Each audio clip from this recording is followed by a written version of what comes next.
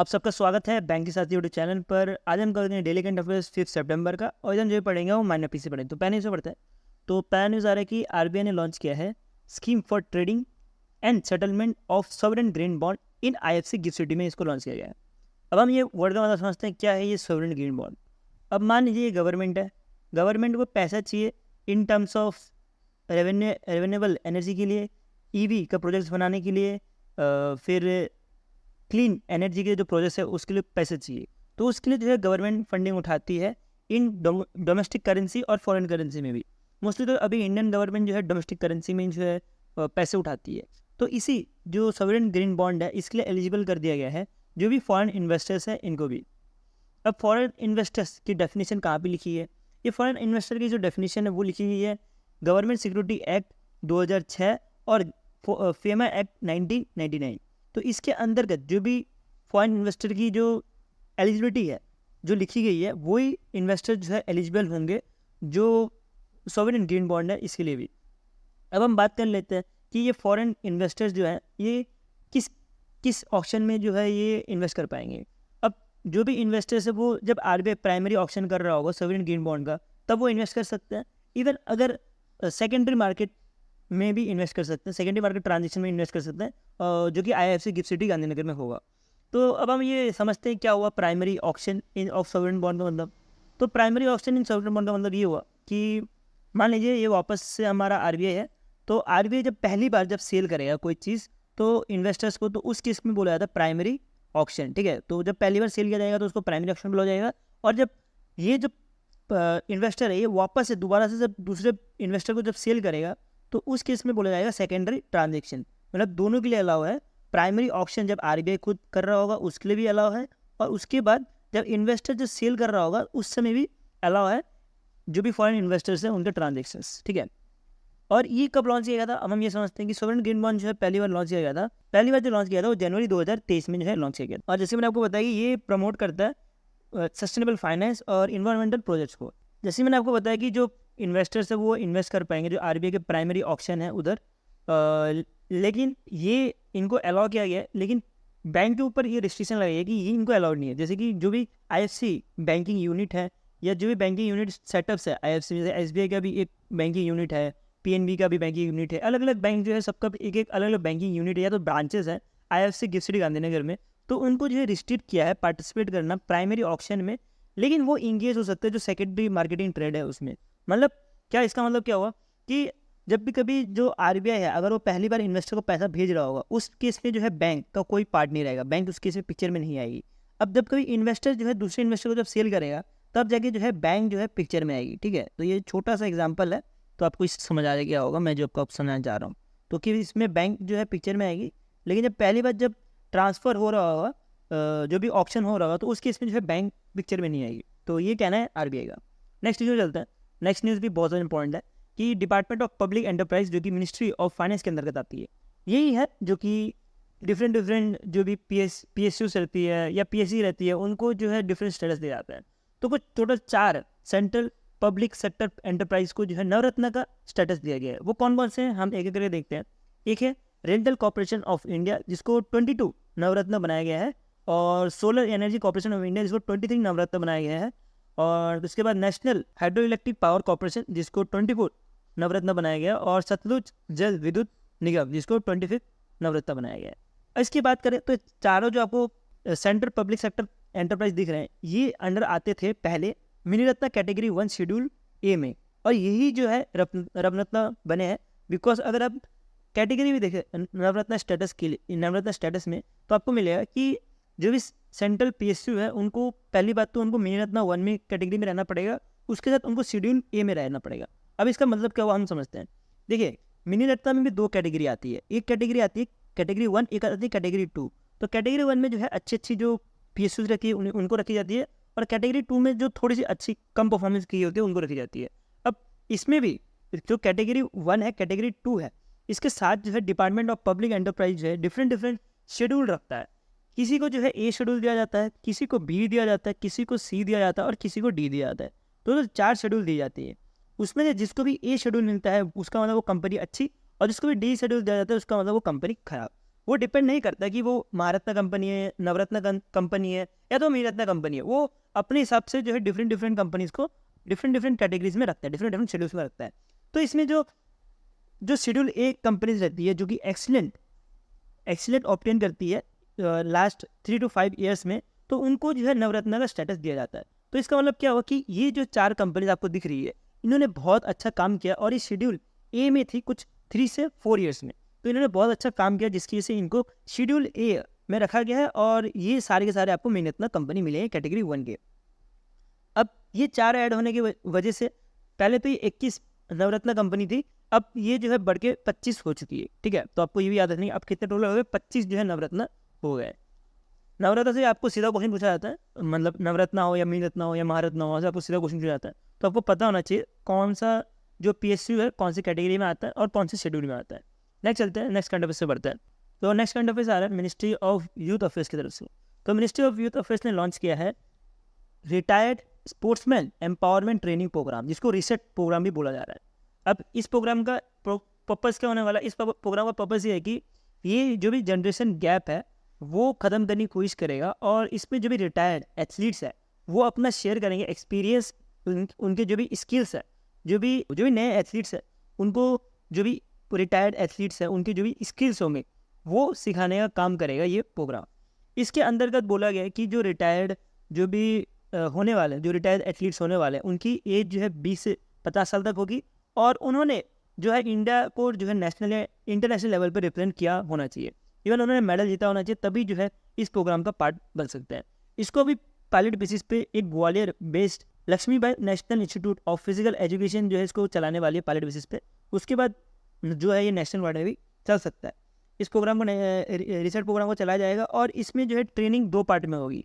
एक तो जो क्लास 12 या तो उससे ऊपर वाले जो स्टूडेंट्स रहेंगे उनके लिए, और जो या तो जो क्लास 11 और क्लास 11 के जो नीचे वाले जो भी स्पोर्ट्स पर्सन रहेगा उनके लिए, जो स्टूडेंट्स है उनके लिए जो है ये निकाला गया है।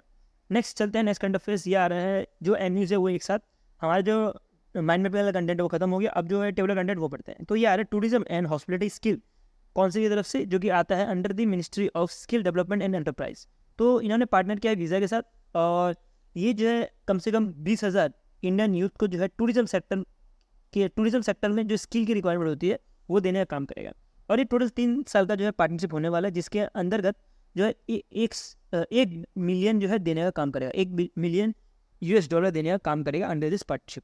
अब इस MU के अंतर्गत ऐसा नहीं कि पूरे इंडिया को जो है ट्रेनिंग देने का काम करेगा, इस MU के अंतर्गत कुछ 10 स्टेट्स ऐसे हैं जिसको ट्रेनिंग देने का काम करेगा। वो कौन कौन से, वो मिलेगा आपको आसाम, गुजरात, हिमाचल प्रदेश, वेस्ट बंगाल और बाकी भी स्टेट्स हैं। वो एग्जाम पॉइंट ऑफ इंपॉर्टेंट नहीं है तो मैंने तो रखा भी नहीं है, ठीक है। आपको ये थोड़ा बहुत याद रख लो, बहुत है। आपको ये पता होना चाहिए कि 10 स्टेट जो है इन्हीं के लिए जो है ये रखा गया। नेक्स्ट चलते हैं, ये थोड़ा एक इंटरनेशनल न्यूज़ है, ये आ रहा है कैक ने जो है पार्टनर किया है जनरल कोर्ट ऑफ ऑडिट जो कि सऊदी अरेबिया की है। तो ये दोनों मिलके जो भी पब्लिक ऑडिटिंग है वो दोनों कंट्री के बीच में वो और बढ़िया करने के लिए कोशिश करेंगे, ठीक है। जो भी ऑडिटर है सऊदी अरेबिया के और जो इंडिया के हैं वो दोनों की जब कोलैबोरेशन हो और जो भी एक्सपर्टीज़ है वो एक्सचेंज हो, ठीक है। नेक्स्ट MU से पढ़ते हैं, तो नेक्स्ट MU आ रहा है garden rich ship builder and engineering limited की तरफ से। जो ये इन्होंने MU साइन किए national highway infrastructure development corporation limited के साथ। तो ये दोनों मिलकर जो है double lane class 70 model steel and bridge बनाने वाले हैं। तो ये ब्रिज आपको दिख रहा होगा, मैं थोड़ा आपको जूम कर दूँ तो और अच्छे समझ आएगा कि ये ऐसा स्टील टाइप ब्रिज होता है। ये तो बड़ा बनेगा, ये मैं आपको छोटा लेके आया हूँ। ये कुछ ऐसा बड़ा सा बनेगा जिसमें स्टील टाइप ब्रिज बनेगा और ये डबल लेन होगा, मतलब कि 2 लेन होने वाला है इस ब्रिज में। तो ये जो है एक छोटा सा MU जो है साइन किया गया, ये लेस इंपॉर्टेंट में आता है। नेक्स्ट ये स्टेट का न्यूज़ है जो कि आ रहा है DDA दिल्ली डेवलपमेंट अथॉरिटी, जो कि आपको पता होगा कि जो भी दिल्ली के जो डेवलपमेंट होती है वो करने का काम करता है। तो इन्होंने पार्टनर किया म्यूनिसिपल कॉर्पोरेशन ऑफ दिल्ली के साथ और सर्वे ऑफ इंडिया के साथ, और ये जो है ड्रोन सर्वे करने वाले हैं पूरे दिल्ली का। और उससे पता लगेगा कि जो भी दिल्ली गवर्नमेंट का जो लैंड है, जो गवर्नमेंट ओन लैंड है उसके बारे में, ठीक है। तो ये डिजिटली जो मैप करेंगे जो भी गवर्नमेंट ओन लैंड है दिल्ली में उसको मैप किया जाएगा, क्योंकि ये करने का सबसे बड़ा कारण है कि लोग जो है गवर्नमेंट ओन लैंड होता है उसमें बैठ जाते हैं और वहाँ से निकलते नहीं है। तो इसी वजह से ये सर्वे किया जा रहा है और इसमें आपको याद रखना है कौन कौन जो है पार्टनर बन रहे हैं, ठीक है। नेक्स्ट चलते हैं, नेक्स्ट एक लॉन्चेस के ऊपर पढ़ते हैं, ये आ रहा है HDFC की तरफ से। तो HDFC ने 2 लॉन्चेस किए हैं। एक लॉन्चेस किया है गीगा। गीगा जो है एक तरह का फाइनेंशियल सॉल्यूशन देने का काम करेंगे जो भी ग्रीक वर्कर्स है या तो जो फ्रीलांसर है इनको। तो इनको कैसे दिया जाएगा, इनको वेरियस प्रोडक्ट दिया जाएगा, जैसे कि सेविंग अकाउंट हो गया, करंट अकाउंट हो गया, debit card, credit card, flexible investment product, health insurance, सब कुछ दिया जाएगा जो भी एक ग्रीक वर्कर या तो फ्रीलांसर को मिलना चाहिए उनके हिसाब से, ठीक है। तो हमें इससे डीप में जाना नहीं, तो आपको इतना से पता होना चाहिए गीगा किसने लॉन्च किया और क्यों लॉन्च किया। नेक्स्ट चलते हैं, नेक्स्ट जो है लॉन्च किया गया है वो क्या है, डिजी पासबुक। डिजी पासबुक जो है लॉन्च किया कि जो भी इन्वेस्टर्स है वो अपना जो भी इक्विटी इन्वेस्टमेंट है या तो ETF है या तो डीमैट अकाउंट है वो मैनेज कर पाए स्मार्ट वेल्थ ऐप में। स्मार्ट वेल्थ ऐप जो है HDFC ने ही अभी रिसेंट नहीं लॉन्च किया था, जिसके अंतर्गत जो भी यूज़र्स हैं वो अगर कोई इन्वेस्टमेंट करना चाहें और जो भी स्टॉक मार्केट में अगर इन्वेस्ट करना चाहे तो उस केस में वो HDFC के जो स्मार्ट वेल्थ ऐप है यहाँ से कर सकते हैं। तो अब जो डिजी पासबुक है इसके अंतर्गत जो यूज़र हैं उनको अलाउ भी कर दिया कि वो मैनेज भी कर पाएंगे जो भी उनकी इक्विटीज़ है और जो ETF है उसको भी, ठीक है। तो ये सब कुछ एक प्लेस में लाने के लिए HDFC ने लॉन्च किया है। नेक्स्ट एक और लाइसेंस है, ये आ रहा है पेटीएम की तरफ से कि पेटीएम ने डाउनस्ट्रीम इन्वेस्टमेंट का जो है लाइसेंस अलाउ कर दिया है कि वो इन्वेस्ट कर पाएंगे Paytm system, Paytm payment service limited को। और ये जो है किया गया है वो बहुत ज़्यादा इंपॉर्टेंट एग्जाम पॉइंट से, ये डिपार्टमेंट वो है डिपार्टमेंट ऑफ फाइनेंशियल सर्विस ने ये किया है जो कि आता है under the ministry of finance. तो ये RBI ने नहीं किया है, ये जो है मिनिस्ट्री ऑफ फाइनेंस के अंतर्गत जो डिपार्टमेंट ऑफ फाइनेंस सर्विस है इन्होंने जो है ये लाइसेंस दिया है। अब हम ये समझते हैं कि डाउन स्ट्रीम इन्वेस्टमेंट होता गया है। डाउन स्ट्रीम इन्वेस्टमेंट होता है कि जब भी कभी कोई इंडियन कंपनी कुछ नहीं तो कुछ जो फॉरेन डायरेक्ट इन्वेस्टमेंट है वो इन्वेस्ट करे कोई दूसरे इंडियन कंपनी के इक्विटी पे या उसके जो कैपिटल है उधर, ठीक है। इक्विटी कैपिटल में जो है इन्वेस्ट किया जाए दूसरे इंडियन कंपनी में जो भी FDI जो मिला हुआ है पेरेंट कंपनी को उसको। अब मान लीजिए कि पेटीएम को जो है पैसा मिला है थ्रू FDI, ठीक है, लेकिन पेटीएम ने क्या किया, उसमें से जो FDI मिला हुआ है उसमें कुछ न कुछ पैसा जो है वो कहाँ दे दिया, PPSL जो है सब्सिडी है पेटीएम का, और ये पैसा तो दिया था पेटीएम को, लेकिन पेटीएम ने क्या किया, इसको डाउनस्ट्रीम इन्वेस्टमेंट के थ्रू डाउनस्ट्रीम का लाइसेंस मिलने की वजह से इन्होंने जो भी पैसा है वो डाल दिया है PPSL के जो ग्रोथ है, जो भी इक्विटी कैपिटल है वहाँ पे। तो जिसकी वजह से जो PPSL है वो अपना जो कंपनी है वो ग्रो कर पाए।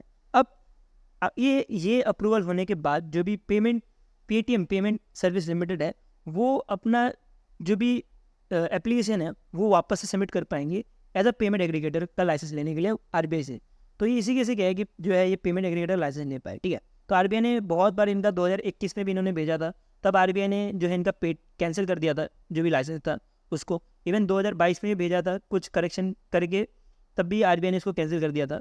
तो और आपने अभी रिसेंट भी न्यूज़ सुना होगा कि जो पेटीएम पेमेंट बैंक है इसका जो लाइसेंस है वो रद्द करने वाले हैं, ऐसा कोई न्यूज़ में आ रहा था, बट रद्द नहीं हुआ, लेकिन बहुत सारी रिस्ट्रिक्शन लग गई थी।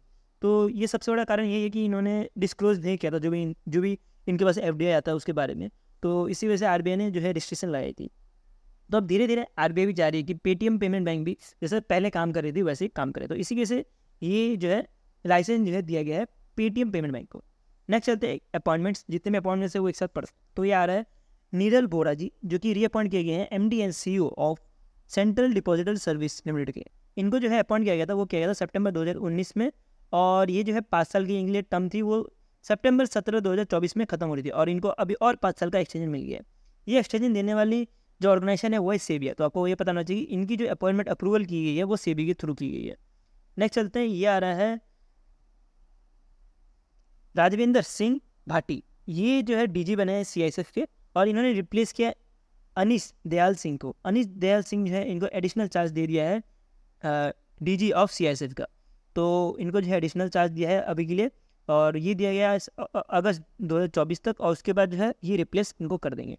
नेक्स्ट अपॉइंटमेंट पढ़ते हैं। नेक्स्ट अपॉइंटमेंट है दलजीत सिंह चौधरी। दलजीत सिंह चौधरी को एज अ DG बनाया गया BSF का, और ये रिप्लेस करके नितिन अग्रवाल को। और दलजीत सिंह चौधरी जो है इनका जो है टर्नर होने वाला है 30 नवंबर 2025 तक, ठीक है। तो ये जब तक रिटायर होंगे तब तक इनका टर्नर होने वाला है।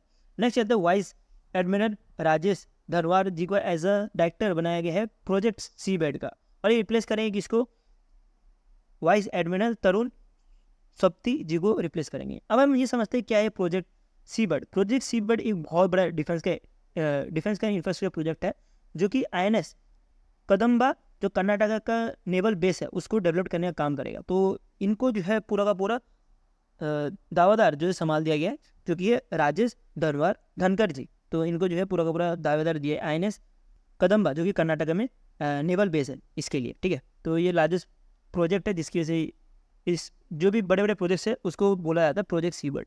तो आपको ये भी थोड़ा पता होना है कि प्रोजेक्ट सीबर्ड किसको बोला जाता है। तो ये हो गया हमारा जो भी डेली करंट अफेयर्स था 5 सितंबर का। मैं होप करता हूँ जो मैंने आपको समझाया वो आपको समझ आया। और आपको इसका PDF चाहिए तो आप यहाँ से डाउनलोड कर सकते हो, ये मेरे टेलीग्राम लिंक है। और आपको जो भी कंटेंट है इसी फॉर्म में आपको मंथली और वीकली फॉर्म में मिल जाता है। टेक्निक साथी और मेरा यही मकसद है कि आपको शॉर्ट और क्लिप्स में जो भी कंटेंट है वो प्रोवाइड किया जाए, जिसकी वजह से आपको रीजन करने में हेल्प हो और आपका ज़्यादा से ज़्यादा टाइम भी बच सके। सो अगर वीडियो अच्छा लगा तो लाइक करें और ऐसी कंटेंट देखते रहने के लिए सब्सक्राइब चैनल। अब अगले